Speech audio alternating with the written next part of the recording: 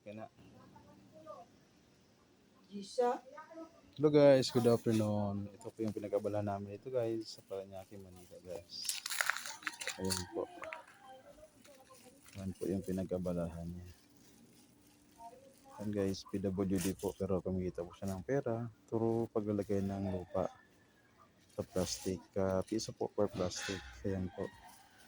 Ginagamit nating plastic po sa yelo guys. Ayan po, ito po yung ginagamit ng plastic ng yelo. Ayan. Yung lupa naman po, ayan. Nagamit na lupa.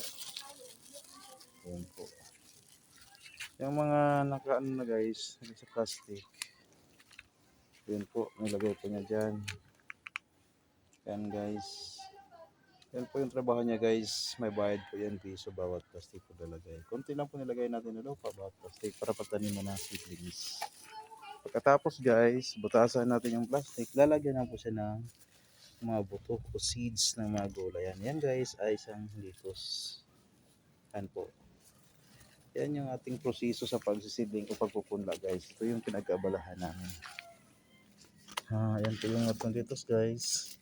Pichay. Variety. Pichay na ito no. Litos.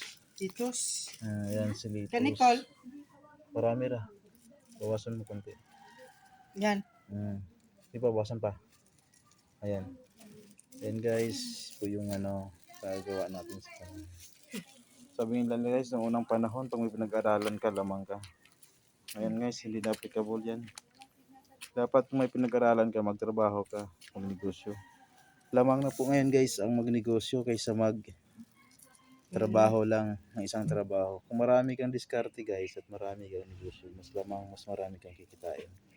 Kaysa aasa ka lang sa isang trabaho mo o sahod. Kahit kalaki yung sahod mo guys, pag iisa lang ang source of income mo, wala pa rin yan. Kung basta kahit wala kang pinag-aralan at marami kang negosyo, mas malaki pa rin kitain mo kaysa mga empleyado. Ito yung pinakalimbawa guys. Hindi nakapag-aral pero kumikita. Yan. Hindi siya nakapag-aral pero kumikita po siya guys. Yan po yung ginagawa niya guys, naglalagay ng lupa. Naglalagay ng lupa guys, piso per plastic. Sa loob po ng isang araw guys, kaya niya umubos na 1,000 plastic lagyan ng lupa na maliit na ganyan. Na garden soil, tsaka loam soil guys. Kaya sabi nga nila guys, mas lamang ang taong madiskarte guys. Wala yan sa pinag-aralan, nasa diskarte guys. Ito yung sinasabi ko sa inyo, mas maganda pa rin yung diskarte kaysa may pinag-aralan lang. Kani. Hindi naman natin yung may pinag-aralan, so dapat din pag may pinag-aralan tayo, hindi natin ipagdabang. Kundi bagkos itulong natin sa ating kapwa.